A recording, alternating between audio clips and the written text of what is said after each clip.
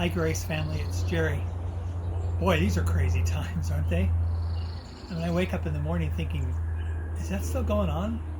Is this really happening to me? Are we really not allowed to see the people that we know and love and just wave at them through the window? It seems really like an impossible situation. You know, there's a story in Scripture that's really been meaningful to me lately about another impossible situation. You remember the Israelites when they left Egypt, slavery, they marched out into the desert and they ended up at the Red Sea, and there was nowhere to go, and they looked behind them and there was the Egyptian army behind them. It was an impossible situation. And reading in Exodus, then Moses stretched his hand out over the sea, and all that night the Lord drove the sea back with a strong east wind and turned it into dry land. The waters were divided, and the Israelites went through the sea on dry ground with a wall of water on their right and on their left. God had taken an impossible situation and made it possible.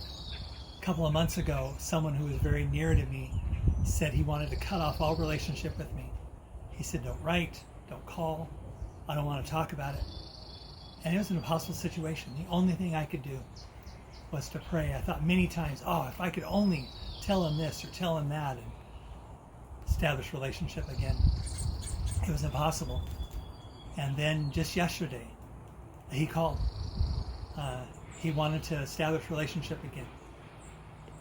God had taken an impossible situation and made it possible.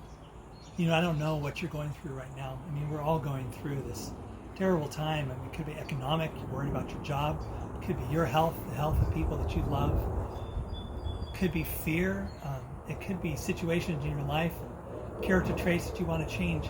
I just want to encourage you, press into the Lord. Ask Him to make possible the impossible.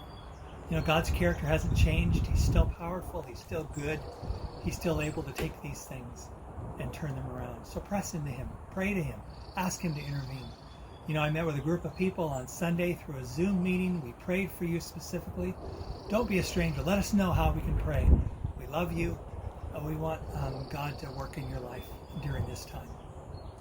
So I look forward to the time when we can shake hands again, when we can give each other a hug and encourage each other in our faith and strengthen our faith as well. So we'll hope to see you soon. Bye-bye.